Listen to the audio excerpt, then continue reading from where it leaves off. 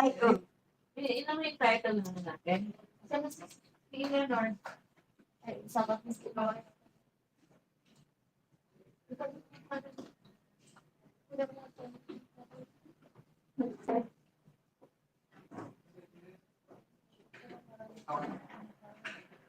NPR.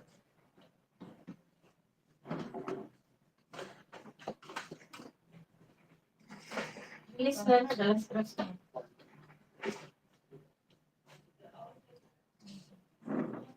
Good afternoon, everybody. Good afternoon, all leaders. Good afternoon, class members, secretariat, and the WG. Before we start, may I request Ms. Divine to give us a short prayer. Heavenly Father, salamat po Panginoon sa ito. We ask for your guidance. Salamat po namin maayos kung kayo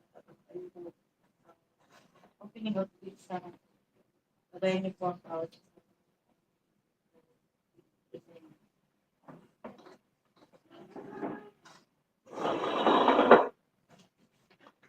Afternoon again. I hereby call to order the proceedings for the opening of bids for the project entitled Construction, Installation of Pipes and Pipelines with an approved budget for the contract in the amount of 20 million pesos. This procurement is being undertaken by the local government limited payment pursuant to Republic Act number 12009 and its implementing rules and regulations. Today is June 26, 2024, 2026, Tuesday, and the time is 3 o'clock p.m. I request the DAC Secretary to acknowledge the presence of the back members, technical working group, and user unit, observers, and authorized representatives of participating leaders. Visual attendance for Dr. Chairman, present, for Vice Chairman, Pampal Mahantes, the block members, Sir Manuel Peros, and Sir Rosario Licayan, the Secretary present from Divine Facebook Group, also present, the TW Chairman, from Reveling Parahan, and its members, Sir Vincent Gonzalez and Karen Sisayo, in person. We request the back secretary to report the name of each before the prescribed deadline. Madam Chair, the Secretary, 2 weeks before the prescribed deadline from the public, one from the DMGR members and one from the RA on tax fund. Punishment.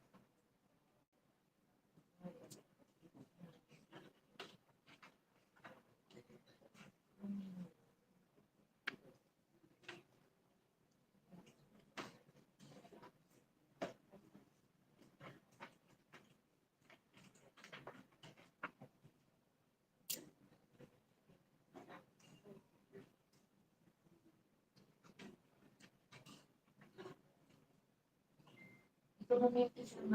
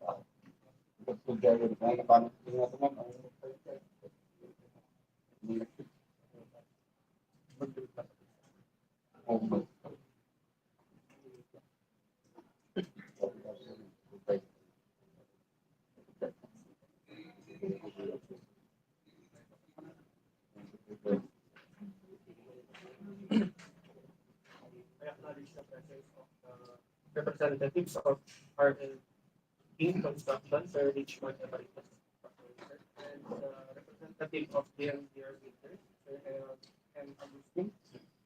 Sir, We acknowledge all the participants. Let us proceed.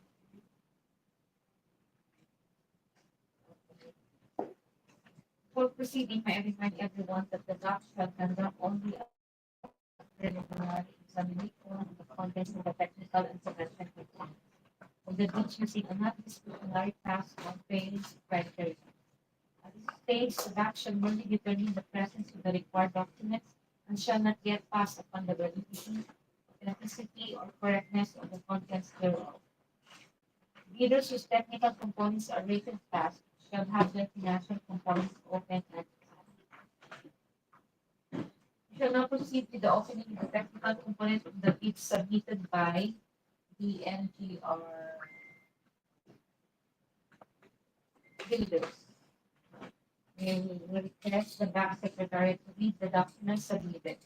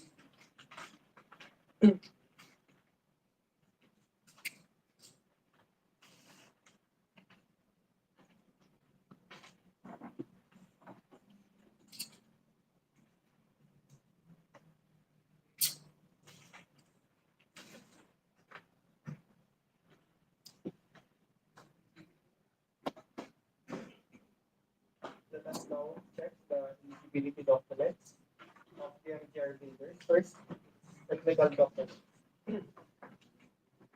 The Philippines registration is valid until March 2027. The tax clearance certificate valid until July 17, 2020. The DTI registration valid until July 17, 2027. The mayor's permit valid until December 31, 2026, issued at Corona.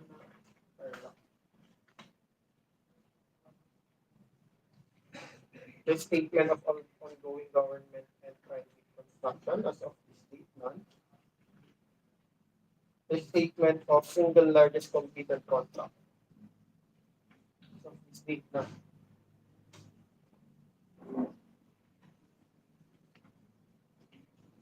the Philippine Constructors Accreditation Board. The license is valid until December 3, 2027.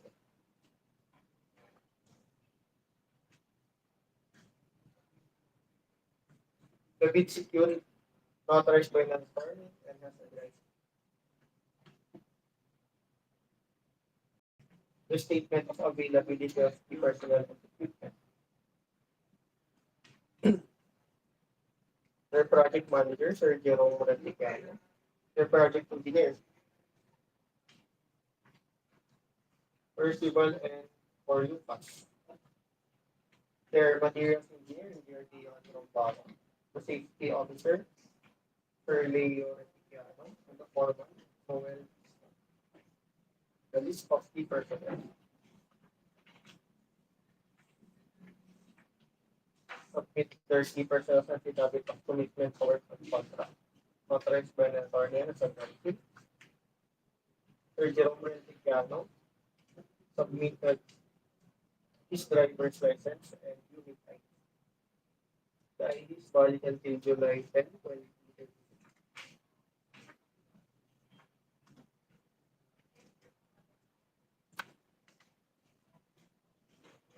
For the project engineer, the personal affidavit of commitment, authorized by the person authorized,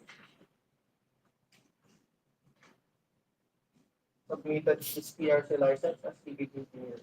The ID is valid until December 12, 2027.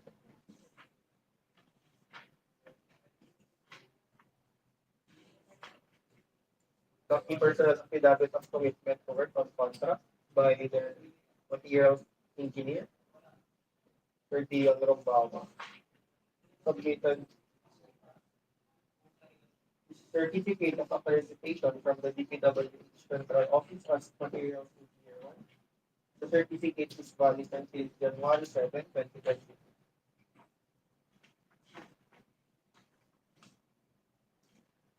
They also submitted the key person's affidavit of commitment to work on the contract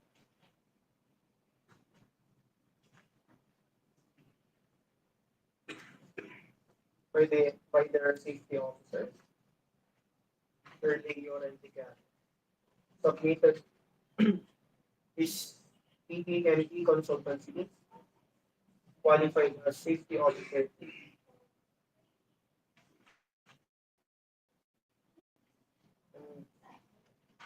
And the key person's affidavit of commitment to work on the contract by their construction foreman, Sir Noel Isla, authorized by the Attorney General, submitted his company ID as construction foreman.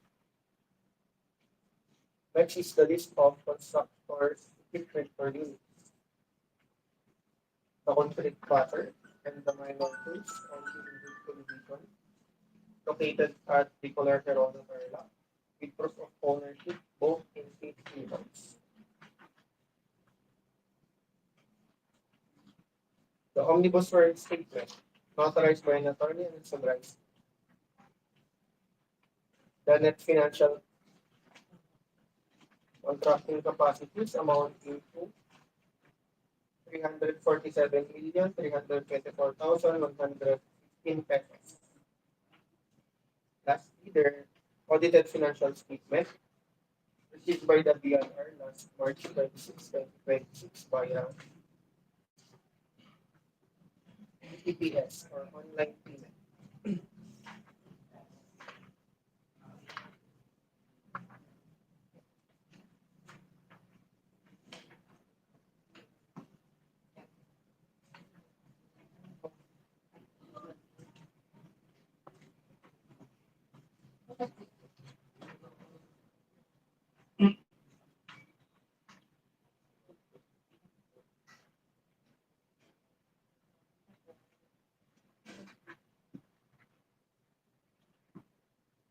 Finding all the required technical documents because the technical component of PNGR is integrated as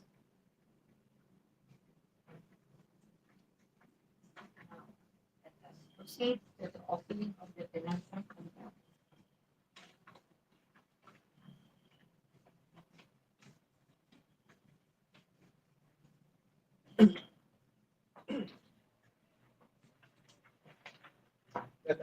financial components submitted by the DMGR builders. The bid form originally signed by their manager, Sir Jerome Rentiquiano. The bid of quantities, including the description, unit, the quantity, unit price in words, and total amount. The summary of bid prices for the construction or installation of pipes and pipelines pipe, including the description for the excavation work, the clearing work, installation works, and concrete works.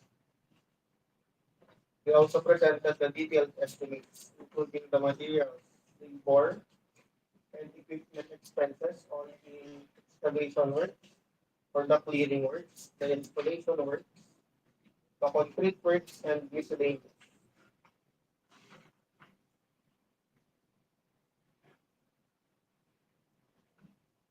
The cash flow by quarter and payment schedule.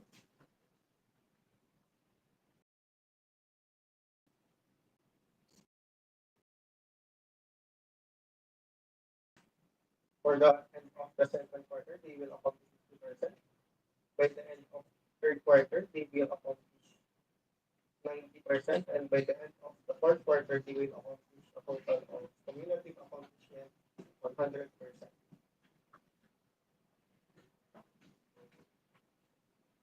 The bid offer.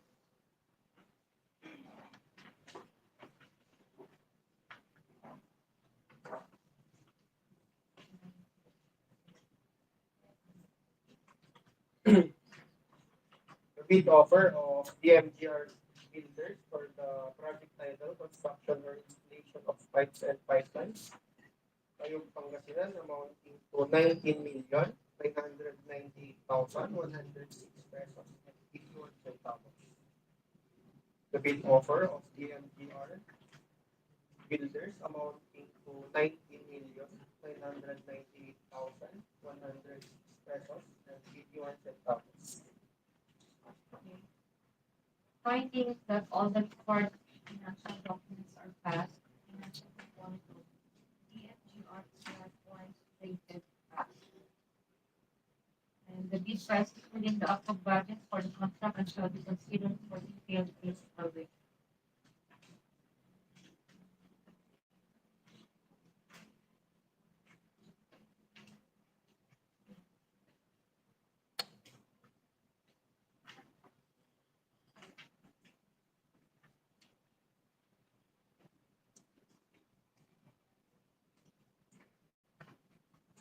The opening of the completed corresponding bid prices for the 19,158,000 both technical and financial pass. Now let us proceed to the next speaker. ILP construction RLP number 14 of RLP.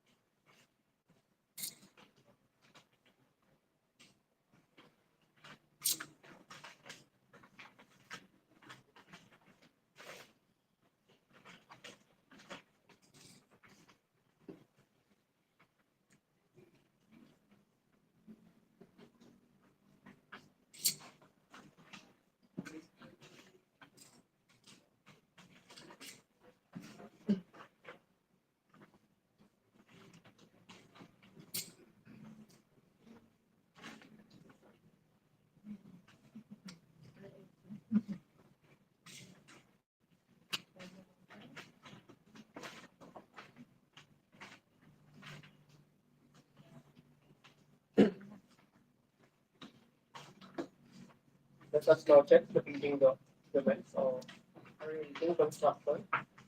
First, technical document.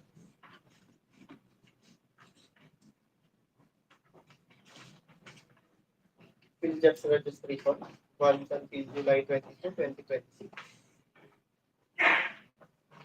The DTI or set registration, valid until January 4, 2029. The mayor's or business permit, valid until December 31, 2026. Issued by Rosales Pangasinan.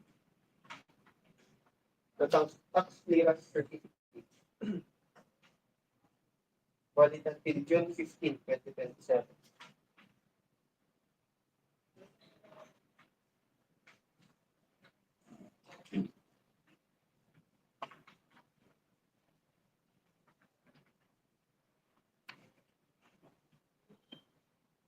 List of ongoing projects as of this week. The statement of single largest completed contract, which is similar in nature. None.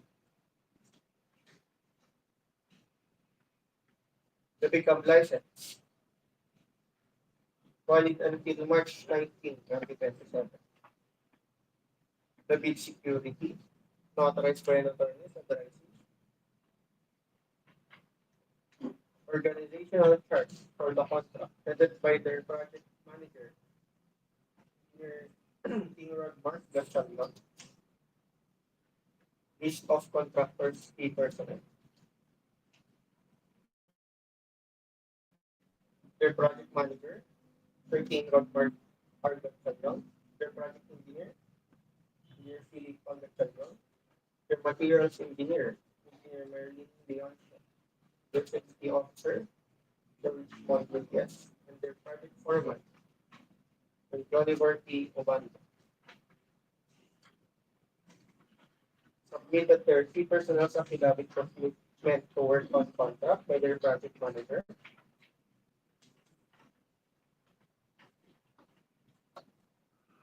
King Rodmark Gachalon. Submitted his TRC license as civil engineer, valid until March 8, 2027. The key personnel affidavit of commitment to work on the contract by Ma'am Philippa R. Gachalon, submitted her PRC license as engineer, valid until September 2020.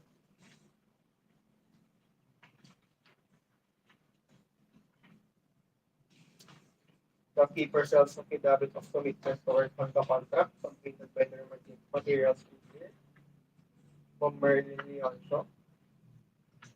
She submitted her certificate of accreditation from DPWH Central Office as Materials Engineer 1. The certificate is valid until June 10, 2027.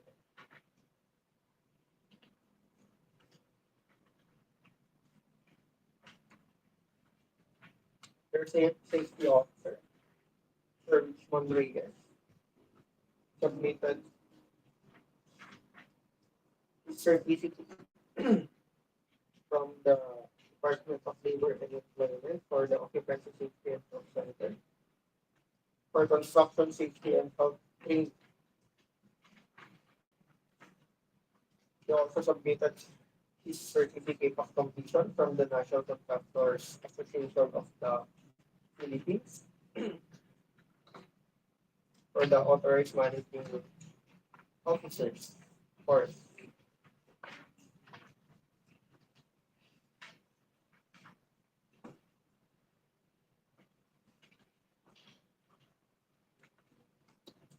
The key personnel affidavit of commitment to work on the contract submitted by their project foreman, Sir Oliver Obando, submitted his driver's license as valid ID. The ID is valid in August 21, 2026.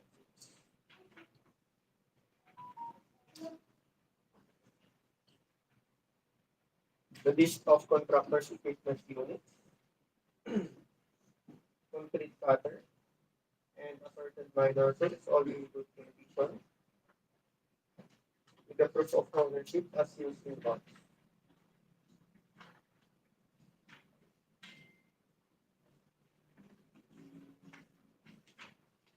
The omnibus storage statement. Notarized by an attorney sa Drexel. The audited financial statement received by the BIR last April 28, 2026 via AFS submission. The net financial contracting capacity amounting to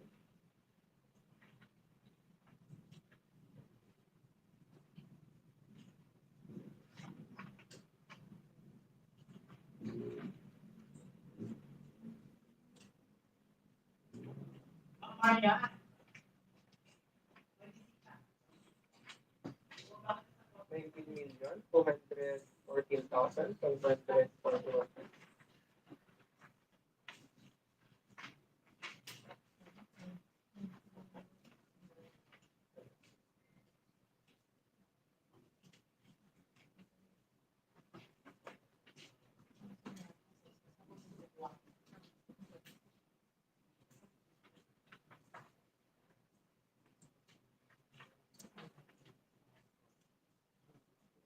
Finding all the documents complete.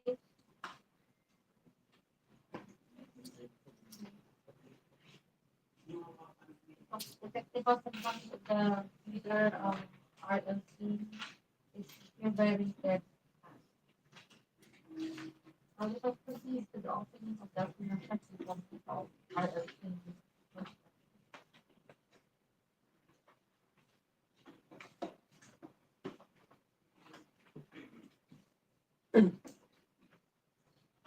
For the financial documents of RLC Construction,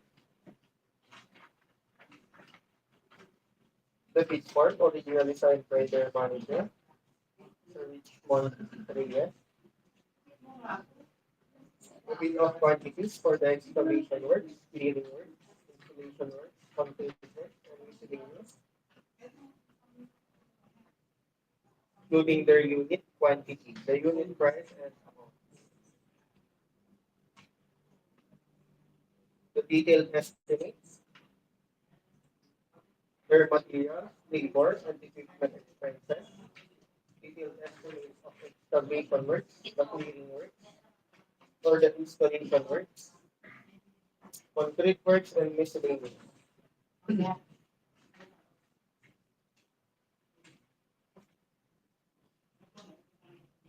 cash flow by quarter and payment schedule.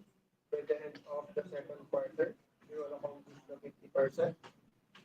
For the third quarter, they will accomplish a cumulative accomplishment of 90%, and by the end of fourth quarter, they will accomplish a total of 100% cumulative.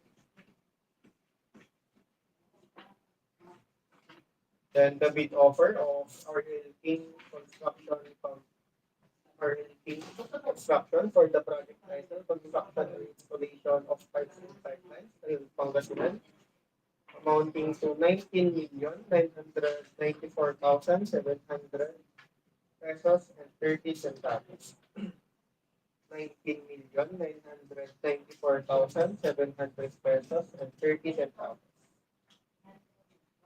Finding that all the required financial documents are passed, the financial component of RFP construction is likewise rated status. With the fees offered, 19,994,700. And the bid price is within the upper budget for the contract and shall be considered the detailed bid.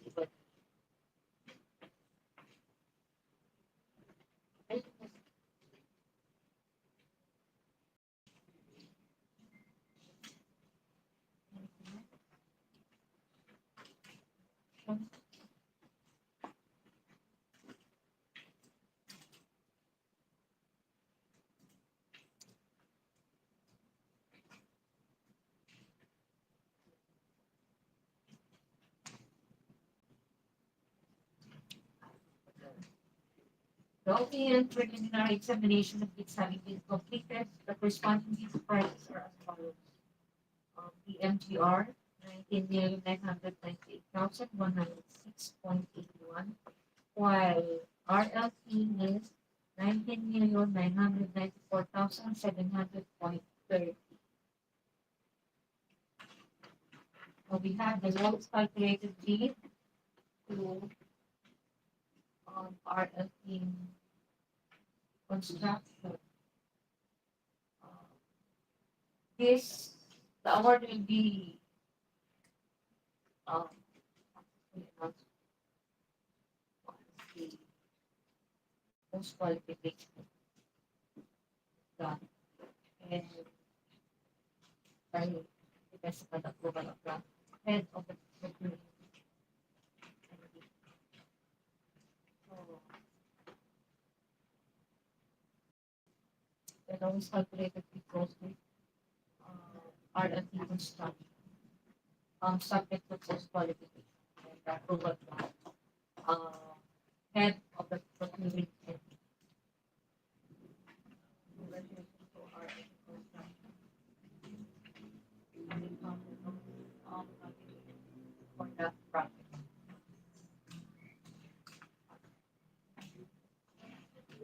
Thank you for your participation. Okay, tingnan nyo yung mga documents nila.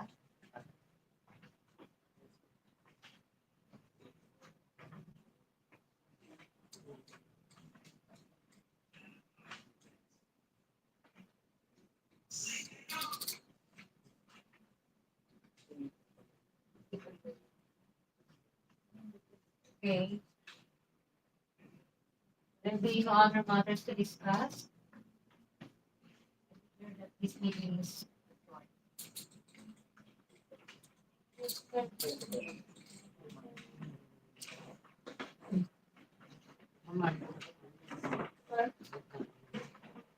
Iwan ka, sir.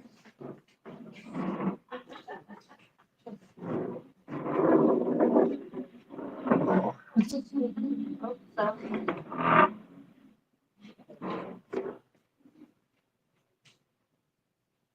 Thank you, sir.